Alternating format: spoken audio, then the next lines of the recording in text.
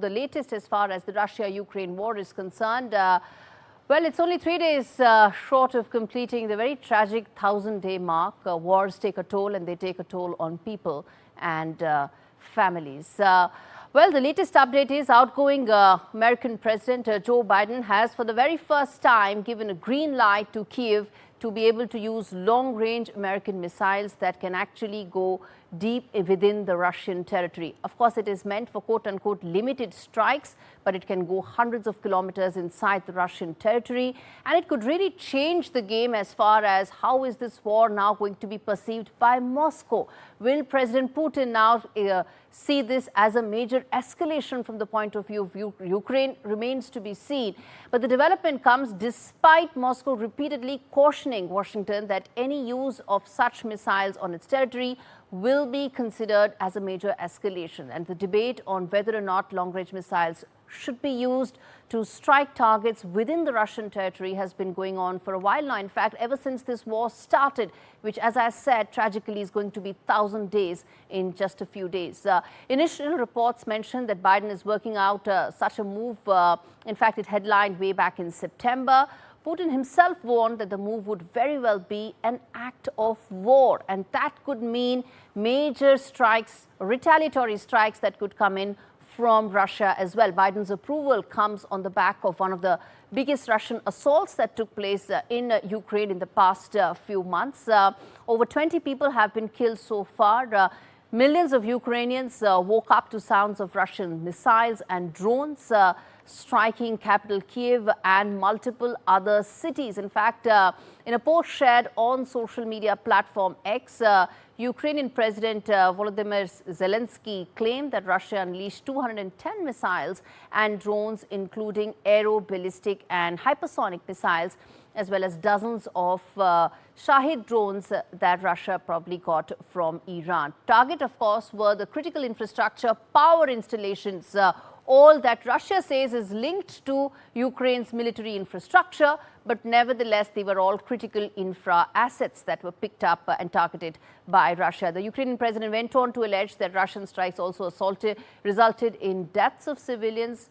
Not only this, Zelensky also raised alarm over Moscow, including North Korea, in its war before urging G20 leaders to take a strong stance against Russian aggression. In fact, North Korean state media has said that Pyongyang may dispatch as many as 100,000 troops, or maybe 10,000 troops at least. They've already done so far to aid Russia's war against Ukraine. Meanwhile, as the war grinds down, my colleague Umashankar Singh is there. He's joining us live from Kyiv to give us a sense of which way things are moving right now, and more importantly, what's the situation really like on ground. Let's play out this ground report that Umashankar Singh filed a short while back. I am in Ukrainian capital Kyiv, and behind me are those Russian tanks and armored vehicles which were destroyed by Ukrainian army during invasion of Kyiv in February-March 2022. The Russia-Ukraine war has dragged now on for 1,000 days, and in the meantime, US President Joe Biden has given Ukraine permission to use long-range missile against Russia. This means that now Ukraine will be able to attack the interior areas of Russia through the Army tactical missile system provided by the US. Ukrainian President Zelensky had been demanding this for a long time, but US was not giving the permission. There was a fear that doing so could further intensify the war.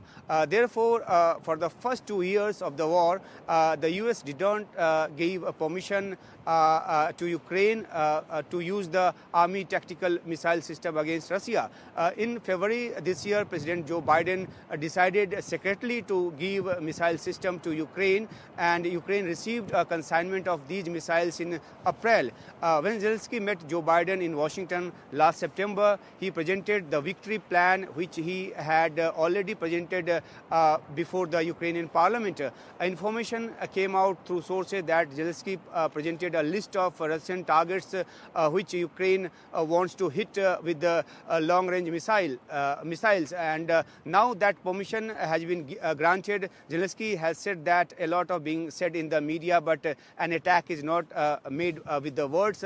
These things are not announced. The missiles will speak for themselves. So clear-cut message to Russia.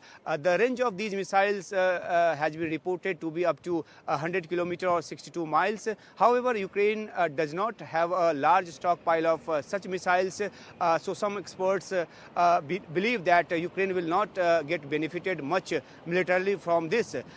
Then there is also the matter of whether the newly elected President Trump continues this decision or stops it once he comes into the power.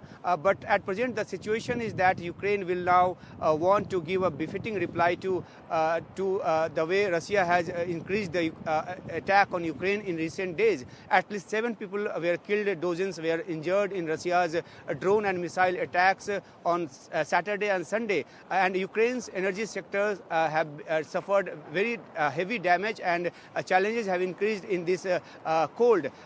Experts say that the Ukraine also wants to take revenge by targeting Russia's energy bases. Also, Russia has deployed about 50,000 soldiers in Kursk so that the Ukrainian army can be driven away from there. Several thousand soldiers in this area are from North Korea. America has also not liked it. So Ukraine has been allowed to use long-range missiles. Ukraine's occupation of the Kursk region is important because it can be used for a bargain in a possible peace agreement. Before leaving here, Ukraine will want to remove Russia's occupation of its area, which Russia has annexed. The attitude of the newly elected President of America, Donald Trump, on Biden's this decision is also important, who has talked about stopping the Ukraine-Russia war within 24 hours' time. Russia will become more aggressive due to this decision of Biden. This is sure to give a setback to the Trump's efforts to establish peace. Donald Trump's son, Donald Trump Jr., has tweeted that the military-industrial complex is working to ensure World War III before his father has a chance to establish peace.